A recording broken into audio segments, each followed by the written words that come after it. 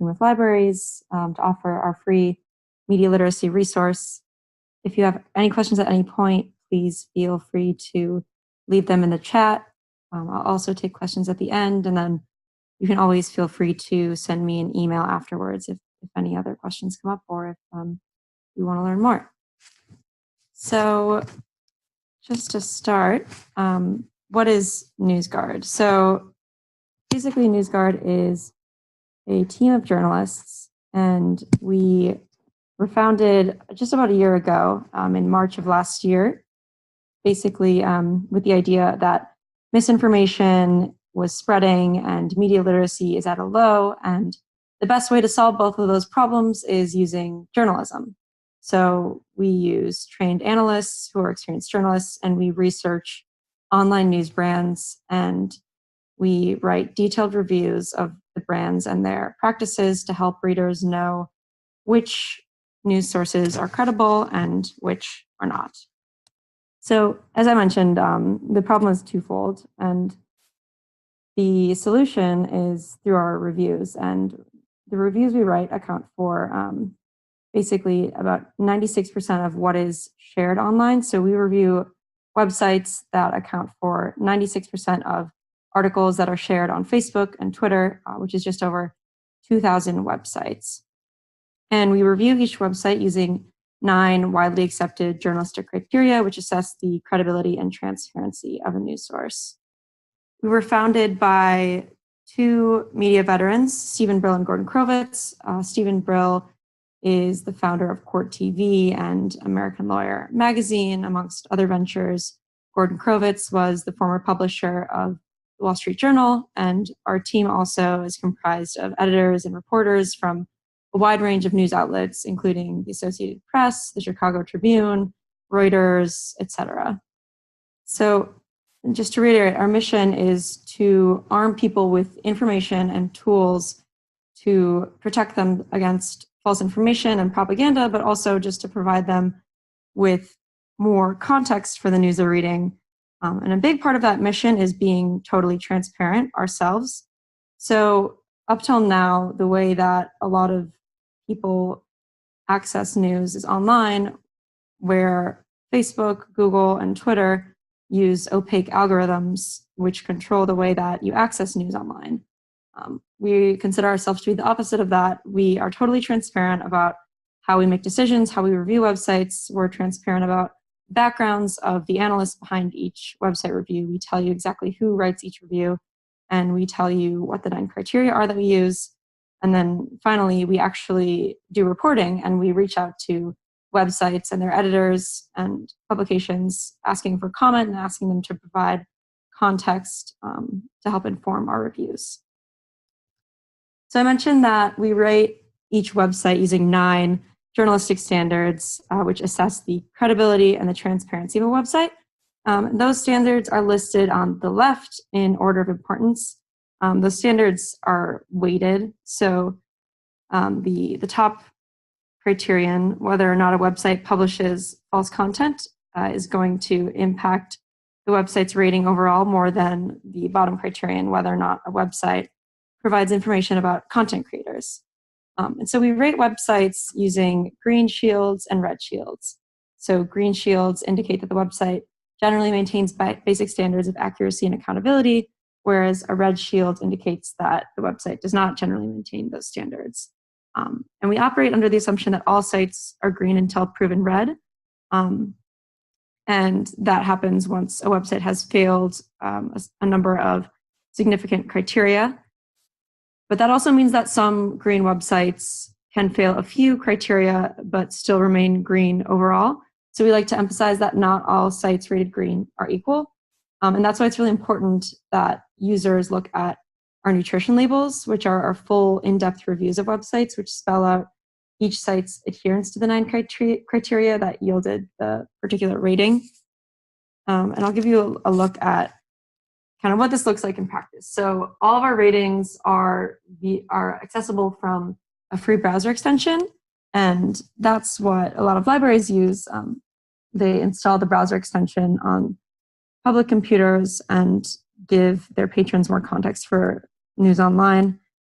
So if you're on a website, you'll see our badge appear in the upper right-hand corner, indicating whether the site received a green or a red overall. So this case study, imagine you are not from Boston and you're not a very savvy news consumer. So maybe you've heard of the Boston Globe, but you have never heard of bostonpost.com, but it sounds like, a legitimate enough news website.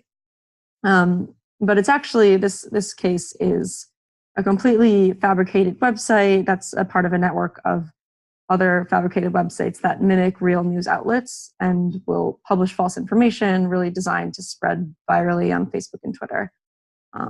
This is something that you might not have been aware of if it weren't for having the NewsGuard browser extension enabled, which tells you this website does not meet NewsGuard standards, and here's why. So you'll see the shield appear in the upper right-hand corner, and then you can hover over that shield and see this pop-up box that spells out the 9 criteria. I saw a question, can you tell us how one goes about installing the browser extension?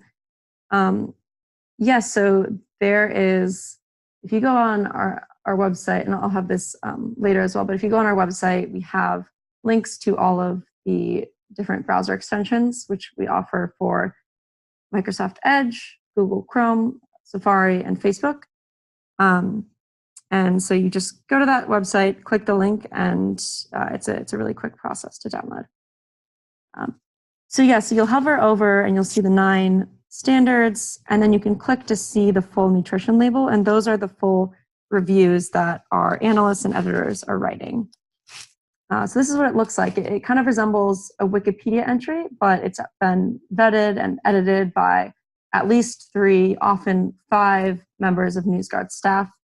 So the nutrition label is a detailed view of the website, and I'll walk through what the nutrition label has to offer section by section. So the first section talks about the ownership and financing of a website. Next one gives you a sense of what kind of content they publish. It also explains if the site has a certain point of view. So if it's a really conservative website or a really liberal website, that'll be explained in that section. And then the credibility and transparency sections will describe exactly what practices the website engages in that yielded its rating on our credibility and transparency criteria. And next, the history section just provides a bit of context about how long the website has been around, whether it's undergone any changes in ownership, or whether it's done anything notable in its history or faced any challenges.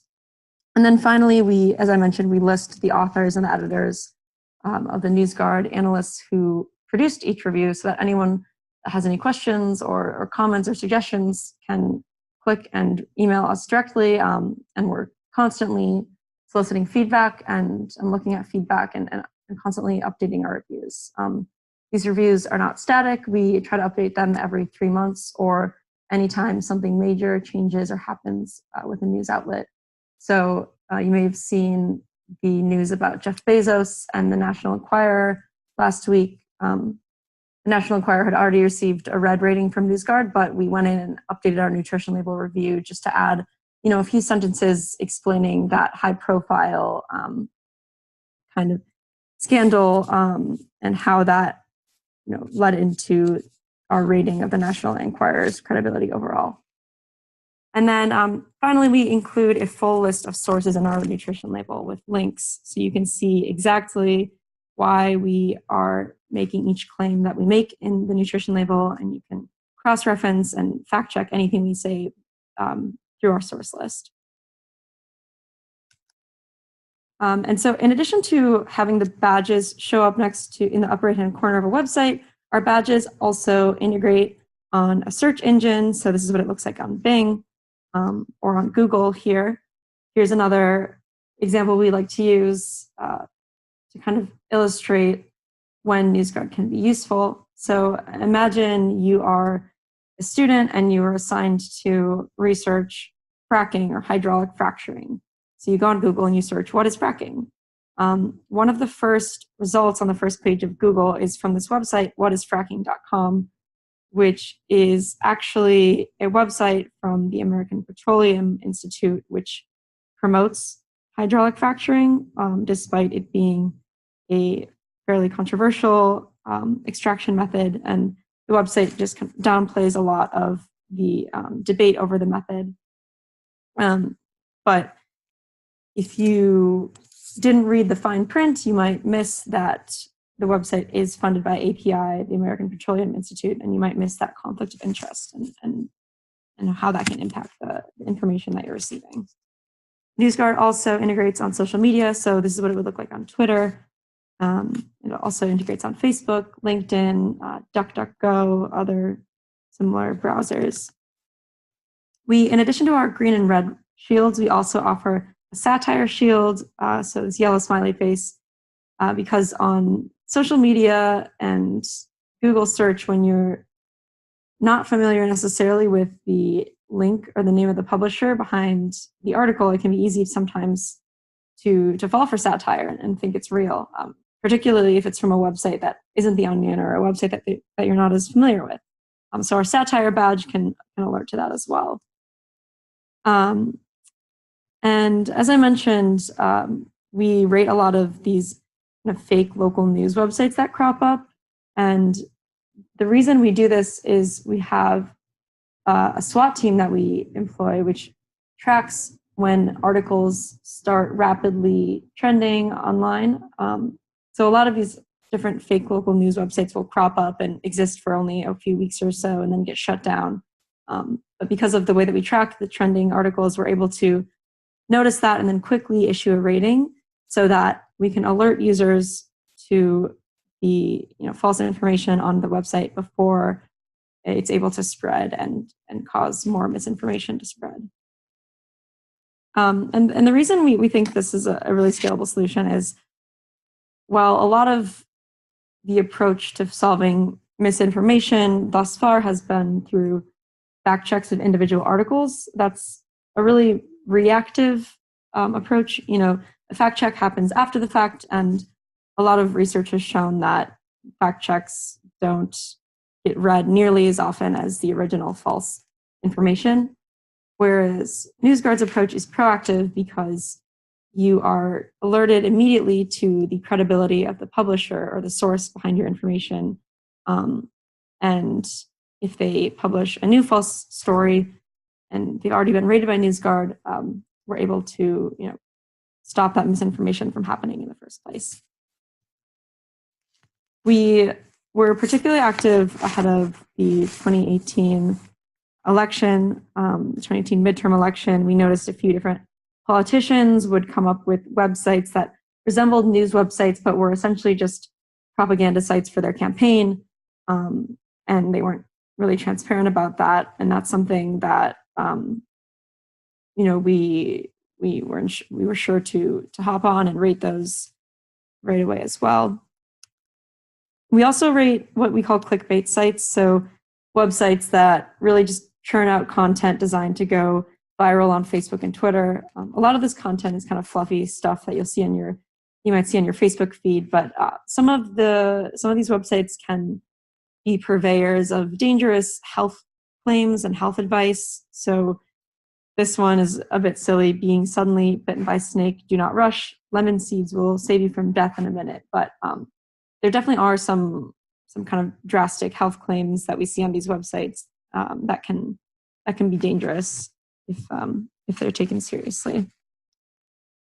And then in addition to our satire badge, we also offer a platform badge, which is one that we issue for sites like Wikipedia and YouTube, where information is user generated and it may not be vetted, but we still give a full nutrition label review for these websites, so you can learn about the way that platforms produce their content, whether they do have any standards or any editing mechanisms, just to provide you with a little history behind Wikipedia. So it's a Wikipedia entry for Wikipedia itself.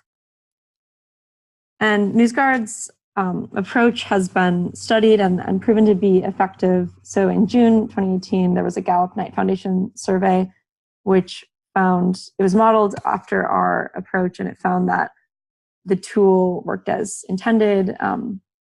People were less likely to read and share red-rated news sources, and they perceived news sources with a green shield to be more accurate.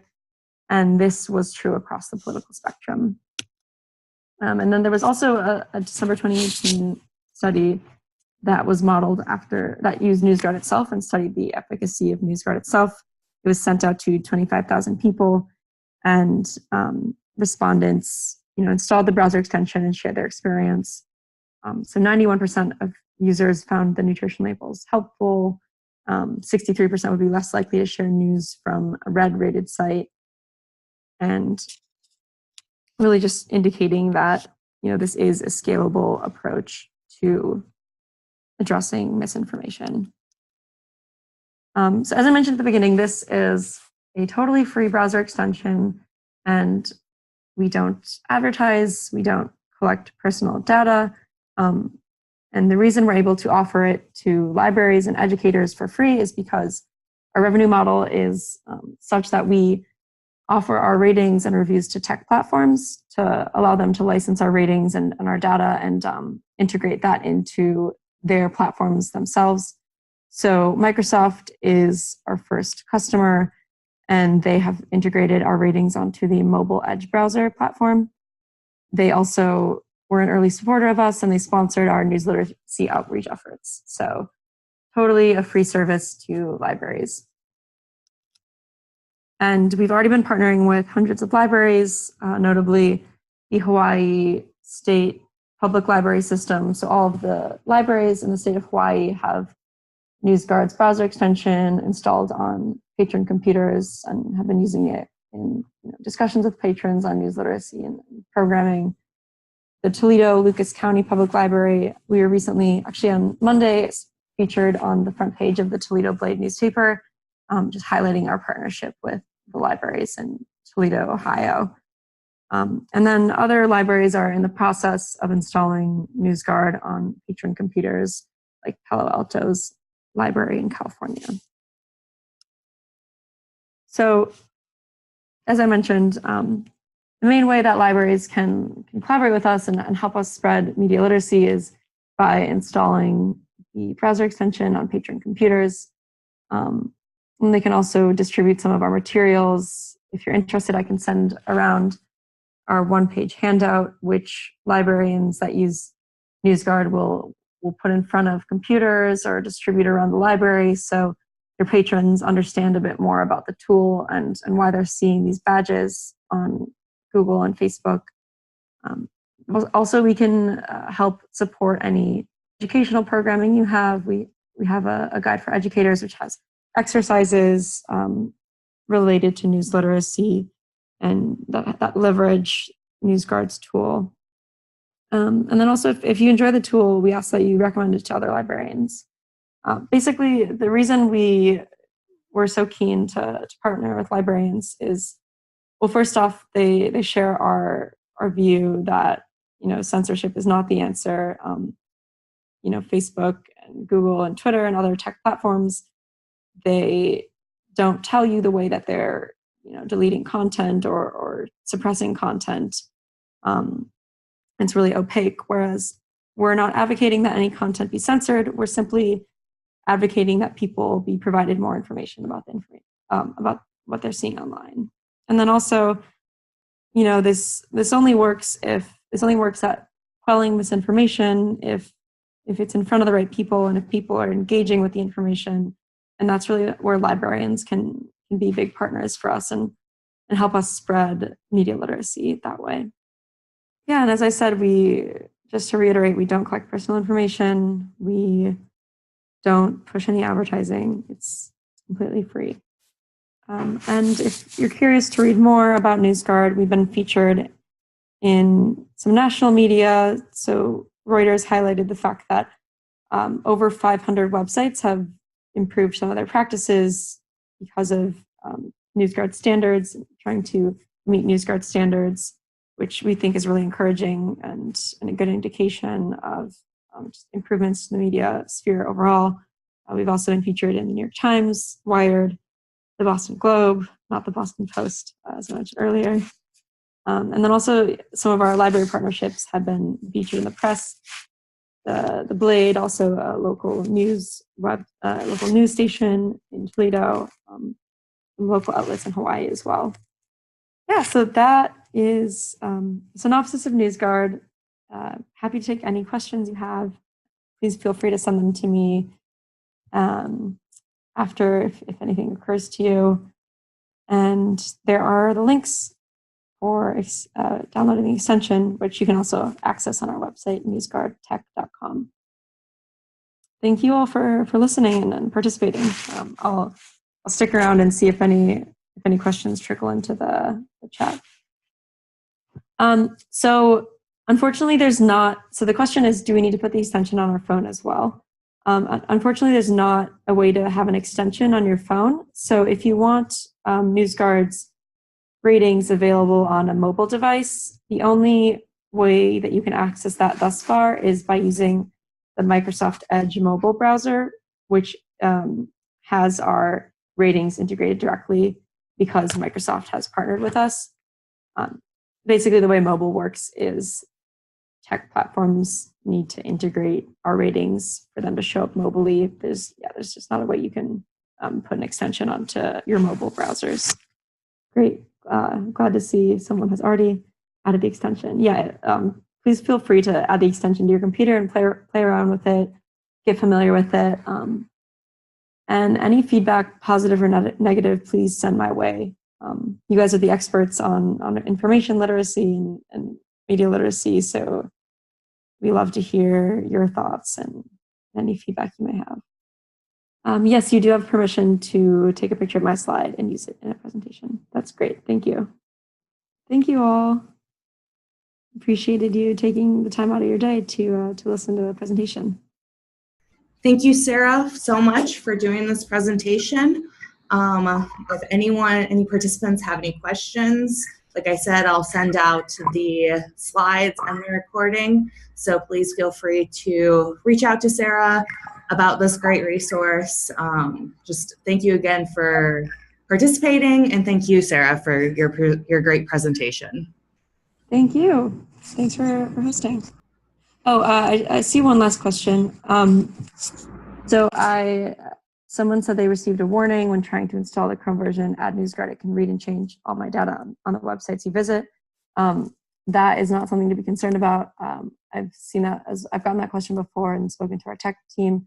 What that means is essentially, in order for NewsGuard to integrate and have its badges show up in your Facebook and Google feeds, it needs to alter the way that you're seeing your Google feeds. So that's all it's really doing. It's just altering what you see on Google. It's nothing to be concerned about. If you want to follow up, I can put you in touch with our tech team as well, and they can explain that in further depth. Thank you for bringing it up, though. All right. Thank you all. Like I said, please reach out to me via email if you're interested in learning more, getting more resources. And if you're interested in bringing it to your library, and I'd be happy to answer any other questions.